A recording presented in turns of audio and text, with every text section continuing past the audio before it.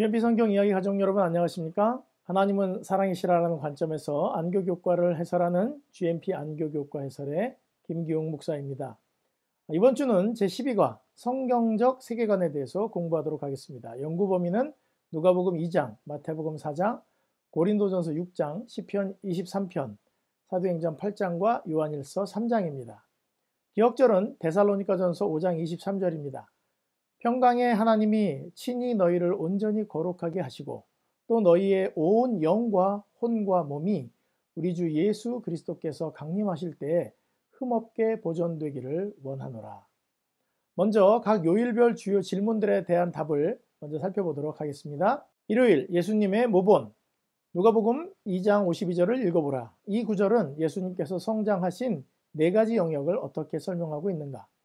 예수는 지혜와 키가 자라가며 하나님과 사람에게 더욱 사랑스러워 가셨고 균형 잡힌 아름다운 품성을 가지고 육체적으로 성장했다. 지혜는 정신적, 키는 신체적, 그리고 하나님은 영적, 사람은 관계적인 이 네 가지 측면에서 고루고루 성장했다고 말하고 있습니다. 마태복음 4장 23절을 읽어보라. 어떻게 하면 우리도 예수님께서 행하신 세 가지 사역, 가르치심, 복음을 전파하심, 치유하심을 효과적으로 수행할 수 있겠는가? 사람에게서 창조주의 형상을 회복시키는 것, 다시 말해 지덕체의 발달을 증진시켜 사람으로 하여금 창조되던 당시의 완전한 상태로 돌아가게 하는 것이 예수님의 구속사업이셨기에 우리도 한쪽으로 치우치지 않는 전인적인 방법을 사용해야 한다. 둘째 날 월요일입니다. 하나님의 전으로서의 몸, 고린도전서 6장 19절로 20절, 10장 31절을 읽어보라.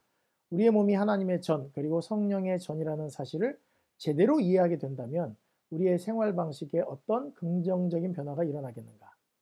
몸과 영혼을 분리하게 되면 영혼은 소중하게 생각하고 몸은 소홀하게 생각할 수도 있습니다. 하지만 이 귀한 영혼, 그 생각과 마음을 담을 그릇으로 몸을 본다면 몸도 깨끗하고 아름답게 관리하면서 균형진 발전을 이루게 될 것입니다.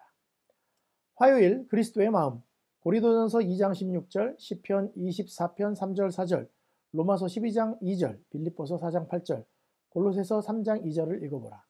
그리스도의 마음을 갖는다는 것은 무엇을 의미하는가? 모든 행동과 육신의 움직임은 마음에서 나오므로 마음을 새롭게 하고 정결하게 간직하고 위의 것을 생각하는 것이 육신을 올바로 사용하는 방법이다. 이렇게 답할 수 있겠습니다. 수요일 성령의 인도하심 사도행전 8장 4절로 24절을 읽어보라. 사마리아의 마술사 시몬은 성령의 도움으로 변화되는 경험은 무시하고 성령의 은사만을 받고자 했다. 이와 같은 태도가 오늘날에는 어떻게 나타나고 있는가? 겉으로 나타나는 은사, 봉사, 이 업적들을 높이 평가하고 이 스포트라이트를 받는 것을 좋아하고 성령의 도움 받는 것을 경시하는 풍조가 교회에 나타나고 있습니다. 우리의 봉사와 행동이 성령의 지도를 받지 않는다면 그 어떤 것도 무가치한 것이 되고 말 것입니다. 목요일입니다. 그분의 다시 오심을 위해 준비함. 베드로후서 3장 14절과 요한일서 3장 1절로 3절을 읽어보라. 재림을 위해 계속해서 준비하는 것과 그 영광스러운 사건을 위해 준비하는 것에는 어떤 차이가 있는가? 재림을 핑계로 오늘의 할 일을 미루는 것이 아니라 그분을 닮아가는 삶을 사는 것이 중요합니다. 재림을 하나님을 만나는 영광스러운 순간으로 만들어야 할 것입니다. 목요일에 두 번째 질문이 있습니다. 시편 95편 7절로 8절, 히브리서 3장 7절, 8절, 15절, 히브리 4장 7절을 읽어보라. 성경절들은 지금 당장 준비하는 것에 대해 무엇이라고 말하고 있는가? 하나님의 음성이 들리는 오늘이라는 시간에 우리의 마음을 완고하게 하지 않고 들리는 음성에 마음을 다해 순종하는 것이 결국 그분의 오심을 준비하는 것이다.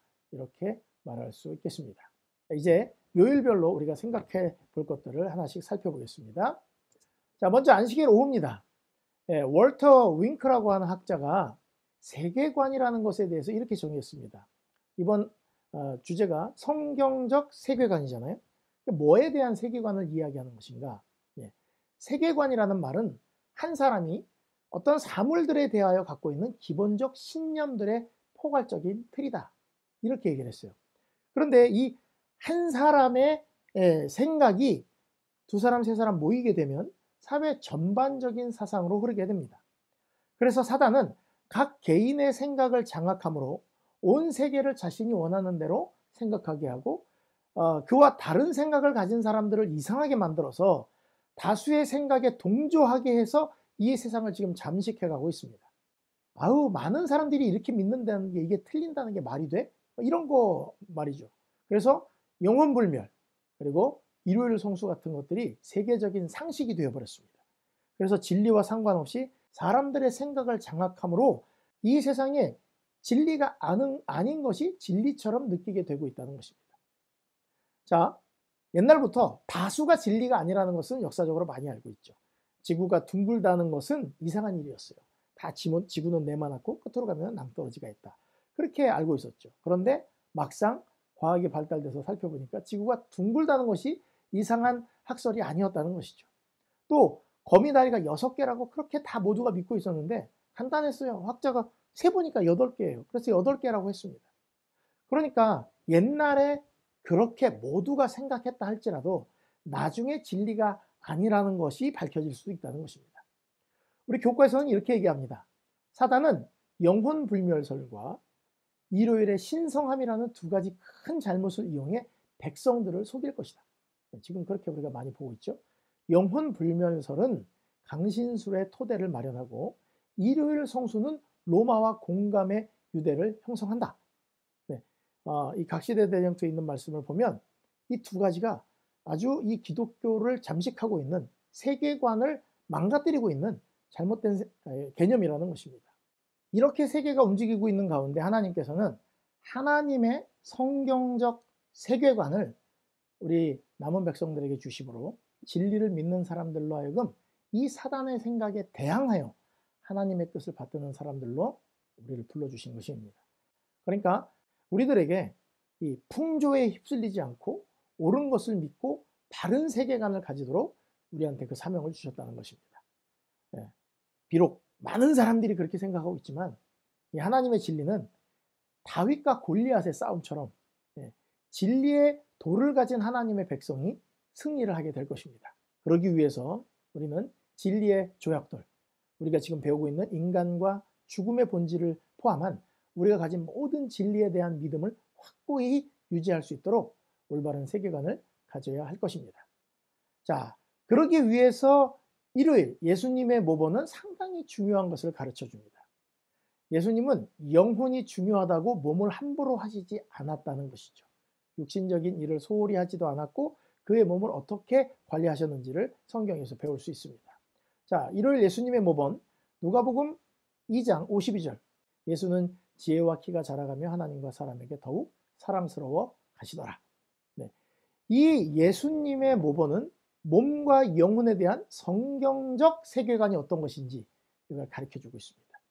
예수님이 육으로 이 땅에 오신 것은 더러운 육체에 신성한 영이 오심으로 육체는 필요 없고 영만 깨끗하면 된다. 이렇게 말씀하신 적이 단 한 번도 없습니다.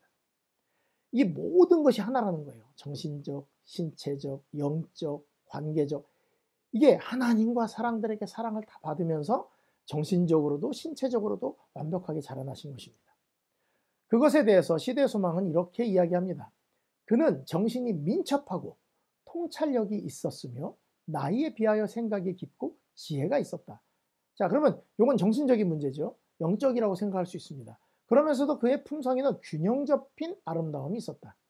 그의 마음과 육체는 아이의 성장 법칙에 따라 점점 발육하였다. 네, 이 육체도 발달을 해야 하는 것이고 잘 관리를 해야 되는 것임을 이야기하고 있습니다. 시대의 소망 72페이지에는 이렇게 얘기합니다. 그분은 체력을 무모하게 사용하지 않고 건강을 유지하기에 알맞은 그런 방법으로 체력을 사용하셨다. 예수님이 그렇게 건강을 잘 관리하신 것은 각 방면에 최선의 일을 행하시기 위해서였다. 그분은 연장을 다루는 일에도 서툴게 되기를 원하지 않으셨다. 우리가 특별히 그리스도인들은 어디 가서 일을 하든지 그 모든 것들을 최고의 기술로 하기 위해서 연마하는 연습도 하셔야 되는 거예요. 예수님이 그렇게 하셨습니다. 그래서 다른 시대의 소망에는 예수님이 만든 멍에를 맨 소는요, 그게 굉장히 편안했다고 그래요. 네, 생각하면서 아주 정성을 다해서 일을 하셨다는 것이죠. 그러니까 만일 영은 선하고 영원하고 육은 영혼의 감옥이고 악한 것이라면 예수님이 육은 무시하고 영적인 것만 열심히 하셨을 거예요. 우리가 사람을 좋아하고 싫어하는 데는 이유가 있습니다. 말과 행동, 생각과 행동이 같은 사람들은 좋아하고 다른 사람들을 싫어해요. 우리가 나 하나님께 헌신해야 돼. 그러면서 난 바빠. 이웃을 사랑해야 돼. 그러면서 사람들한테 사기치면 이게 아무런 덕이 되지 못합니다. 왜냐하면 이런 행동들은 마음에서부터 나오기 때문에 그렇습니다. 그 사람이 어떤 마음을 가지고 있는지가 행동으로 드러나기 때문이죠. 그래서 이 마음을 영적인 것으로 봤을 때 영적인 것과 육적인 것을 분리하면 안 됩니다. 예수님이 신체를 알맞은 방법으로 사용하고 하나님과 개인적으로 교통하신 것을 보면 영적인 것 하나만을 강조할 어떤 이유도 없습니다. 왜냐하면 히브리 사상은 몸, 생각, 그리고 행동과 동기 이거를 다 하나로 보기 때문에 그렇습니다. 그래서 몸과 혼과 영이 다 강건하기를 바란다. 이거는 다른 사람과의 관계까지 다 한 덩어리 안에서 일어나는 일입니다. 그 무엇도 떼어서 생각해서는 안 됩니다. 많은 사람들이 영혼에 대한 세계관을 가지고 주장한다 할지라도 우리가 분명히 그 개념을 가지고 있어야 하는 것입니다. 그래서 예수님이 전도하실 때도 마태복음 4장 23절에 보면 예수께서 온 갈릴리를 둘러다니사 그 회당에서 가르치시며 천국 복음을 전파하시며 백성 중에 모든 병과 악한 것을 고치셨다고 했어요. 야, 썩을 몸을 고쳐서 뭐 할 거냐? 영혼만 맑게 해줄게. 한 번도 그러신 적이 없습니다. 몸을 고쳐주시면서 죄로 인해 몸이 하나님께 저주를 받았다고 생각하는 사람들의 몸도 고쳐주시고 마음도 다 고쳐주셨어요. 심지어 먹이기까지 하셨습니다. 그래서 교육 15, 16페이지에는 이렇게 얘기합니다. 하나님께서 창조주의 형상을 회복시키는 것, 다시 말해 지, 덕, 체의 발달을 증진시켜 사람으로 하여금 창조되던 당시의 완전한 상태로 돌아가게 하는 것이 구속사업이기 때문이다. 이것이야말로 하나님께서 재림을 위한 준비로서 당신들의 백성들에게 행하고자 하시는 일이라는 것입니다. 그러니까 어떻게 돼요? 몸, 마음 다 신경을 써야 된다는 것입니다. 자, 그래서 월요일과 화요일은 하나님의 전으로서의 몸과 그리스도의 마음, 그래서 몸, 마음 이 두 가지, 우리가 가져야 할 두 가지를 뭐 따로따로 설명하지만 사실은 같은 개념입니다. 몸과 영혼을 분리시킬 수 없듯이 월요일과 화요일도 그렇게 분리하면 안 됩니다. 자, 그러나 우리가 교과가 이렇게 분리를 해놨기 때문에 따로 공부를 합니다. 월요일 하나님 전으로서의 몸입니다. 자, 세 천사의 기별 중에 첫째 천사의 기별을 보면 그가 큰 음성으로 가로되 하나님을 두려워하며 그에게 영광을 돌리라. 이는 그의 심판하실 시간이 이르렀음이니 하늘과 땅과 바다와 물들의 근원을 만드신 이를 경배하라 하더라. 자, 우리가 그의 피조물임을 말씀하고 있습니다. 성경은 인간들에게 말하기를 너희는 잠깐 보이다가 없어지는 안개 같은 사람이다 이렇게 얘기해요. 그런데 사단이 우리 인류를 꼬실 때 하나님과 같이 될 수 있다. 네가 하나님처럼 돼서 선악을 알까 봐 그런 것이다. 그리고 결코 죽지 않는다. 이렇게 말하면서 우리를 뭐 굉장히 대단한 존재, 하나님과 견줄 만큼 크게 생각하도록 속였습니다. 자, 인간의 철학은 이런 영과 혼을 분리시키면서 하나님은 선하고 인간은 악하다. 또 영은 선하고 육은 악하다라는 논리를 발전시켜서 영혼을 분리시켰죠. 사실 범죄로 사람이 타락했을 때 육신이 많이 망가졌을까요? 마음, 영혼이 더 많이 망가졌을까요? 이게 진짜 몰라서 하는 소리예요. 이 영이 선하다고 이야기하는 사람들은 아직 뭘 잘 몰라서 그래요. 여러분, 창세기부터 시작해서 이 많은 성경절들은 이렇게 이야기합니다. 여호와께서 사람의 죄악이 이 세상에 가득함과 그의 마음으로 생각하는 모든 계획이 항상 악할 뿐임을 보시고. 계획이에요. 육신은 아무것도 안 했어요. 왜요? 육체는 마음이 말하는 대로 움직이는 거거든요. 그러니까 죄를 짓고 나서 망가진 거는 육신이 아니고 마음이었어요. 예레미야 17장 9절 만물보다 거짓되고 심히 부패한 것은 마음이라 누가 능히 이를 알리오마는. 그죠? 그다음에 시편 51편 1절 자, 어리석은 자는 그의 마음에 이르기를 하나님이 없다 하도다. 그들은 부패하며 몸이요 마음이요 가증한 악을 행하며 그 가증한 악을 행하는데 마음이 부패해서 그렇게 악을 행한다는 것입니다. 선을 행하는 사람이 없다는 것이죠. 자, 마음이 타락을 해서 하나님이 없다고 하다 보니까 악을 행하게 되고 선을 행하는 사람이 없었다. 육은 영의 지도를 따르는 것이라고 이야기를 합니다. 이렇게 망가진 게 이 영인데 영은 선하고 육은 악하다고. 이거 자체가 하나님께서 지금 만들어 놓은 이 질서를 다 무너뜨리는 것입니다. 그럼 예수님이 이 땅에 오실 필요가 없어요. 딱 사람을 그냥 죽이기만 하면 선한 영은 다 구원을 받는데 예수님이 십자가에 왜 죽습니까? 그죠? 영은 선한데. 그러니까 지금 우리의 본질을 바로 아는 것이 굉장히 중요합니다. 우리 모두는요, 우리가 어떻게 시작되었는지, 죽으면 어떻게 될지 아무도 모르는 처음 사는 삶을 살고 있습니다. 예, 사람들이 살다가 죽으니까 아는 것이지, 나는 오늘이 처음이에요. 그죠? 그러니까, 막, 사람들은 내가 원하는 대로, 생각하기 좋은 쪽으로 믿고 싶은 경향이 있어요. 그렇지 않습니다. 하지만, 알아야 될 건 똑바로 알아야 되는 것이죠. 먼저, 마음이 타락했고, 몸은 마음의 영향을 받게 됐습니다. 그렇죠? 마음이 먼저 죄를 짓게 되니까 행동을 따르는 거죠. 내가 저놈을 한 대 때려야 되겠다. 이렇게 마음을 먹으니까 가서 딱 때리는 거지. 아무 생각 없이 가서 딱 때린 다음에 때렸구나. 이렇게 하지 않습니다. 그죠? 그래서 몸과 마음은 상호작용을 하게 되어 있습니다. 자, 예수님 재림하실 때 썩을 것이 반드시 썩지 아니할 것을 입겠고 이 죽을 것이 죽지 아니함을 입겠다. 고린도전서 15장에 나오는 말씀인데요. 바울이 왜 이렇게 얘기했겠어요? 영혼이 선하면 영혼만 구원하면 되지. 썩을 몸을 굳이 아니 그냥 하늘에서 안 썩을 몸으로 하나 주시지. 그러니까 우리의 영혼, 마음, 생각 이것들이 거하는 것이 몸이고 이 모든 것은 하나이다 이것입니다. 그래서 고린도전서 6장 19절은 이렇게 얘기합니다. 너희 몸은 너희가 하나님께로부터 받은 바 너희 가운데 계신 성령의 전인 줄 알지 못하느냐? 너희는 너희 것이 아니니라. 몸 얘기하는 거예요. 영을 얘기하는 게 아닙니다. 값으로 산 것이 되었으니 그런즉 너희 몸으로 하나님께 영광을 돌려라. 정신으로 하지 말고. 영이 어쩌고 저쩌고 이게 아니에요. 모든 영혼의 생각에 영향을 받는 몸, 하나님께서 귀하게 생각하시는 이 성령의 전, 하나님의 전, 이걸 잘 관리하셔서 사단이 우리의 생각을 장악하지 못하도록 그렇게 하시는 안교 반생들이 되시기를 간절히 바랍니다. 자, 화요일 이어서 그리스도의 마음입니다. 자, 우리가 죄를 지음으로써 육체가 영향을 받아 죽게 되었지만 육체보다 더 타격을 입은 것이 마음이라고 말씀을 드렸습니다. 옛날에는 책이 필요하지 않을 정도로 사람들의 머리가 좋았다고 합니다. 그래서 하나님이 하신 말씀들을 다 기억하고 있었어요. 그러니까 쉽게 얘기하면 무슨 말이냐면 그 마음속의 양심과 그 생각이 하나님의 율법을 다 알고 있었다는 것입니다. 그런데 범죄를 하면서 사람들이 그것들을 무시하기 시작했습니다. 그래서 하나님이 마음에서 율법이 깨졌다 그랬어요. 그래서 하나님은 아브라함을 율법의 보관자로 그를 부르시고 그 후손들이 애굽에 400년 동안 노예 생활하면서 마음을 다하고 뜻을 다하고 힘을 다해 그분을 사랑하라는 율법이 다 잊혀질 때까지 거기 두셨습니다. 자, 마음에 있어야 될 율법이 그들의 마음에 없었어요. 그러니까 하나님은 율법을 돌에 기록을 하셨습니다. 우리 마음이 변덕스러우니까 여기다 기록을 못 하시고 돌에다 쓰셨어요. 변하지 않는 돌에다가. 원래는 어디 있었어야 되는 거예요? 하나님을 사랑하라가 여기 있었어야 되는데 하나님 사랑하기 싫으니까 그걸 법으로 만들어 놓은 것입니다.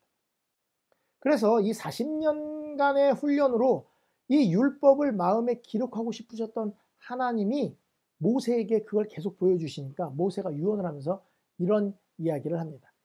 그들에게 이르되 내가 오늘 너희에게 증언한 모든 말을 너희 어디다 두고요? 마음에 두래요.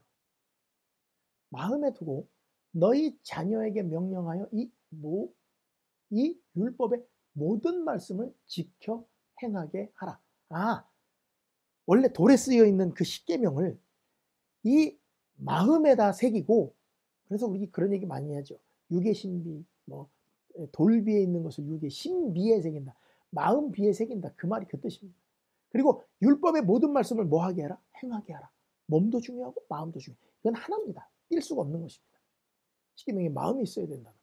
지금 형제를 사랑하라, 이웃을 사랑하라 이런 것들이 마음에 새겨져 있어야 되는 거지 여러분 자녀들은 여러분 돈을 갖다 훔쳐 써도 여러분이 자녀를 사랑하잖아요. 그죠? 그렇게 마음속에 있어야 된다는 거예요. 그러니까 월요일에 말씀드린 죄로 육체가 악해진 게 아니라 마음이 악해진 겁니다. 그러니 죄악이라는 문제는 마음과 생각을 변화시켜야만 해결될 수 있다고 이야기합니다.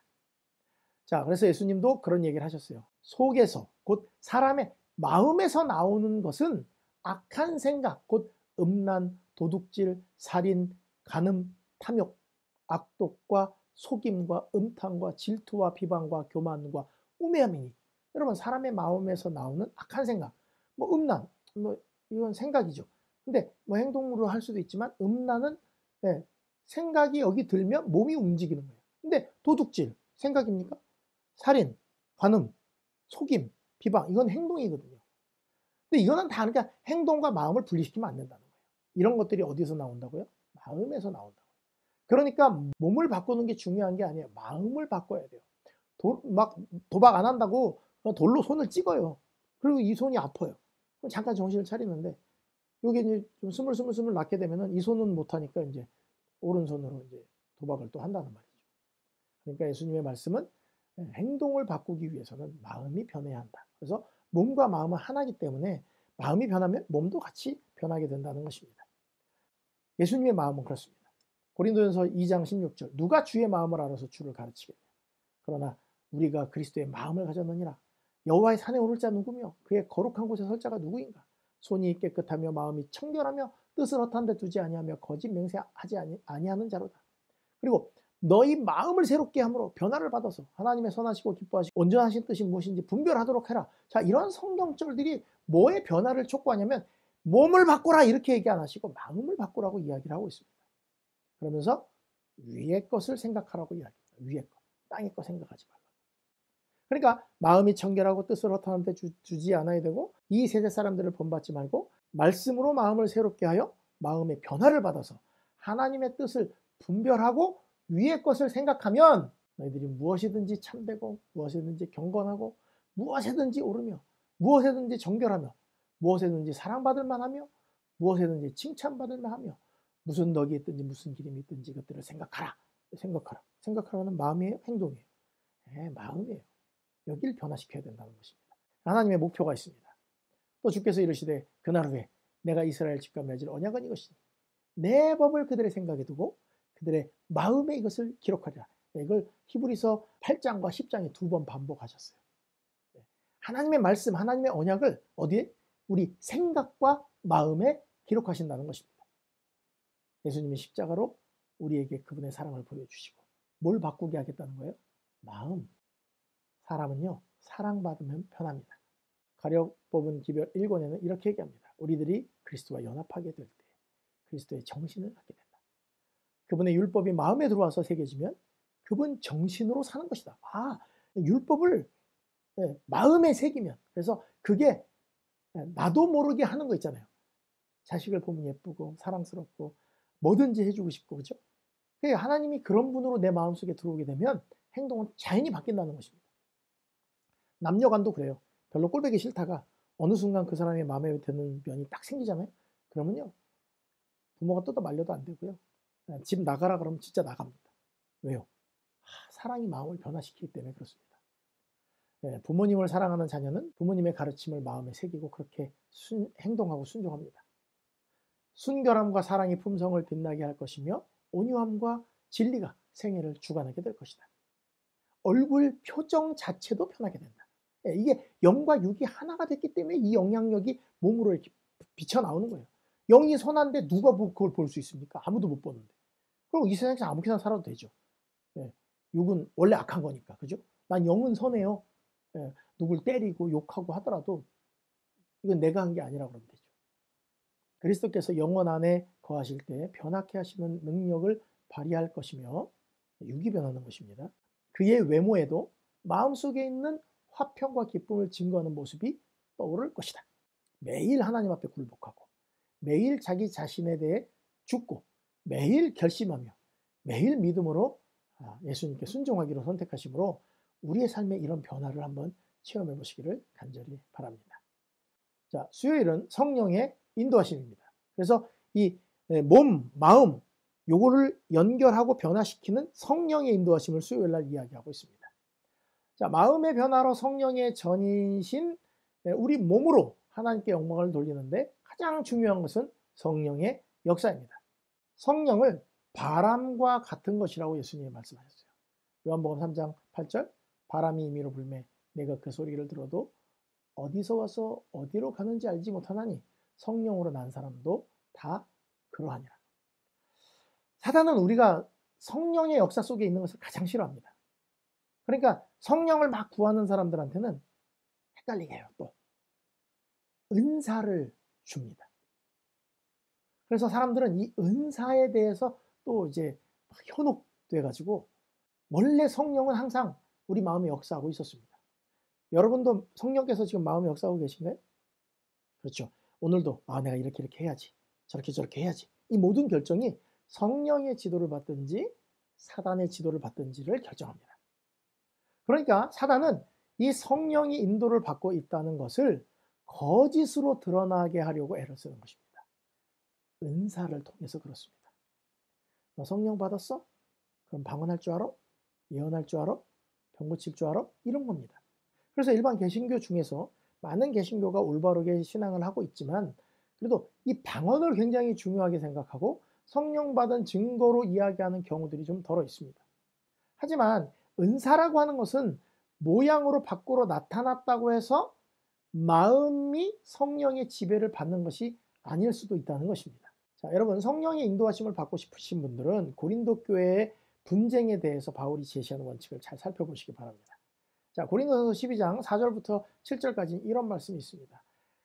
은사 때문에 싸우고 있는 이 고린도 교회에다가 바울이 편지를 쓴 것입니다. 얘들아, 은사는 여러 가지지만 성령은 하나고 직분은 여러 가지나 주는 같으며 또 사역은 여러 가지나 모든 것을 모든 사람 가운데서 이루시는 하나님은 같으니 각 사람에게 성령을 나타내심은 유익하게 하려 하심이라. 자, 성령 받은 일이 남과의 분리를 조장하고 비교해서 남을 상심케 하는 것이면 은사가 아니라는 것입니다. 내가 방언을 해요. 예언의 영을 받았어요. 내가 노래를 너무 잘해요. 그래서 다른 사람들이 감동을 받아요. 그런데 이것 때문에 남을 무시하거나 남과 분리를 하거나 이렇게 하면 잘못한 것이라는 것입니다. 교회를 세우고 유익하게 되어야 한다고 이야기하고 있어요. 이어서 사도, 선지자, 교사, 능력 행하는 자, 병 고치는 자, 방언하는 자 다 그런 사람이 될 수 있겠느냐? 그러면서 고린도전서 12장 마지막을 이렇게 얘기합니다. 너희는 더욱 큰 은사를 사모하라. 은사 중에 더욱 큰 은사가 있다 그러네요. 내가 또한 가장 좋은 길을 너에게 보이리라 하면서 나오는 말이 바로 고린도전서 13장 1절. 자, 이 장절은 우리가 구분하기 좋게 만들어 놓은 것이지 원래 그냥 쭉 이어지는 것입니다. 내가 사람의 방언과 천사의 말을 할지라도 사랑이 없으면 소리나는 불이와 울리는 꽹과리가 되고 쭉 사랑에 대해서 이야기한 다음에 우리가 잘 아는 말씀 고린도전서 13장 13절 그런즉 믿음, 소망, 사랑 이 세 가지는 항상 있을 것인데 그 중에 제일은 사랑이라. 설교를 잘하는 것보다 방언을 하는 것보다 예언을 하는 것보다 통역을 하는 것보다 병을 고치는 것보다 사랑을 갖고 있는 게 진짜 성령이 그 사람 마음속에 거한다는 거예요. 그러니까 예수님이 나더러 주여 주여 하는 자마다 천국에 들어갈 것이 아니고 다만 하늘에 계신 내 아버지의 뜻대로 행하는 자라야 들어갈 것이다. 그날에 많은 사람들이 나더러 이르되 주여 주여 우리가 주의 이름으로 선지자 노릇하여 주의 이름으로 귀신을 쫓아내며 주의 이름으로 많은 권능을 행하지 아니하였습니까? 그런데 내가 그들에게 밝히 말하되 내가 너희를 도무지 알지 못하니 불법을 행하는 자들아 내게서 떠나가라 하리라.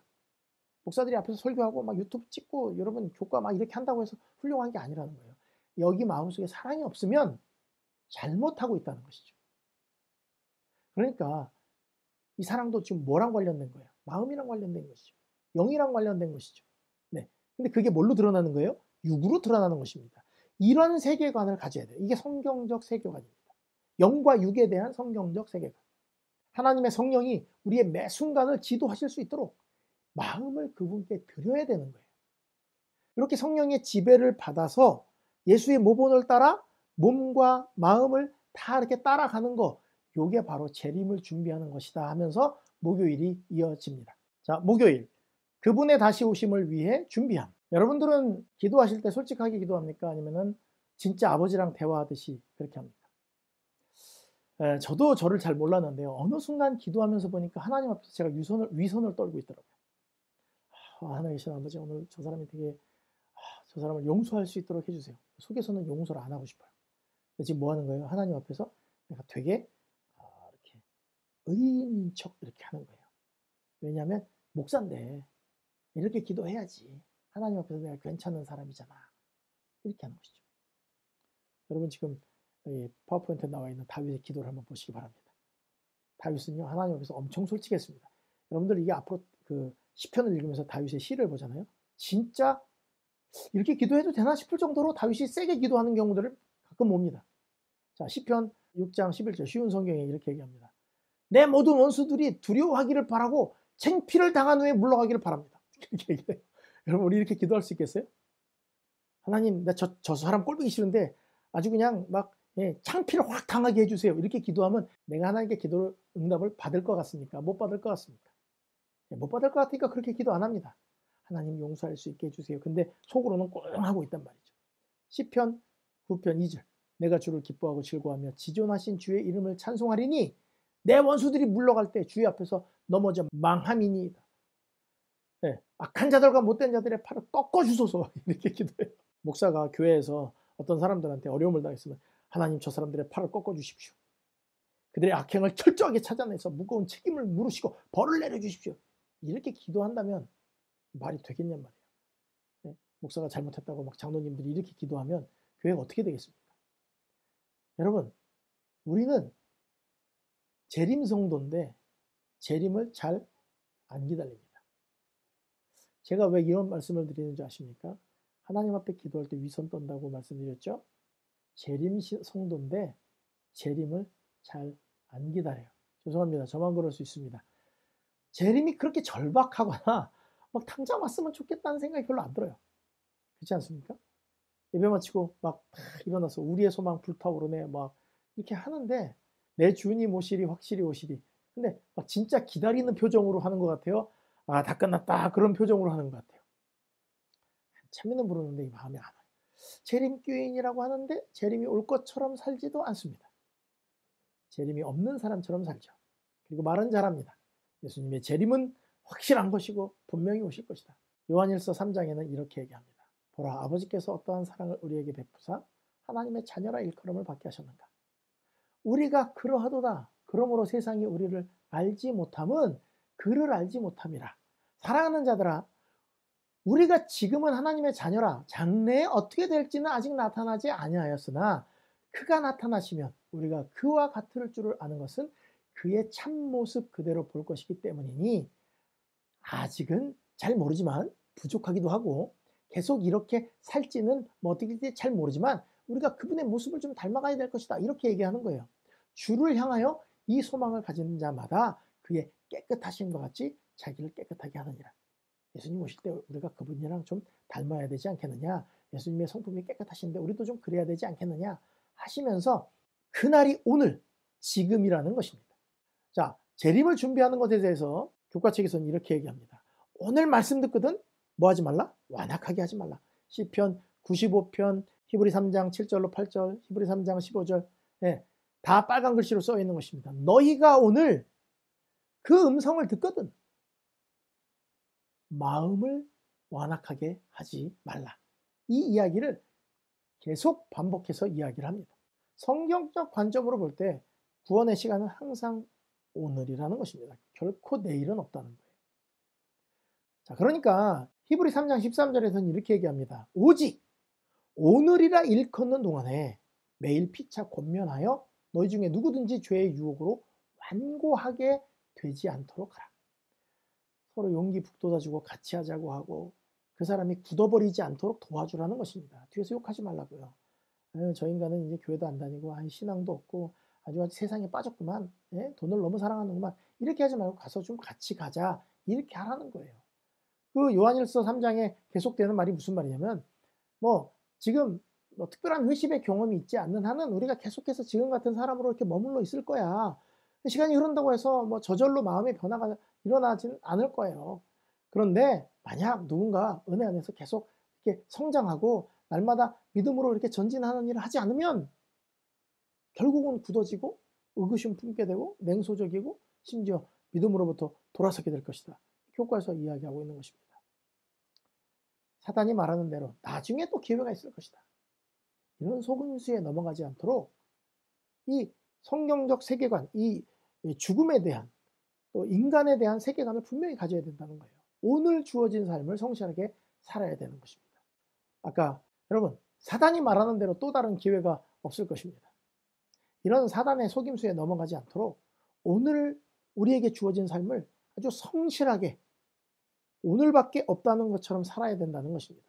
그래서 베드로 전서에 있는 말씀처럼 이 세대를 본받지 말고 오직 마음을 새롭게 함으로 변화를 받아 하나님의 선하시고 기뻐하시고 온전하신 뜻이 무엇인지 잘 분별할 수 있는 우리 GMP 안교 반생들이 되시기를 바라면서 이번 주 교과 공부를 마치겠습니다. 감사합니다.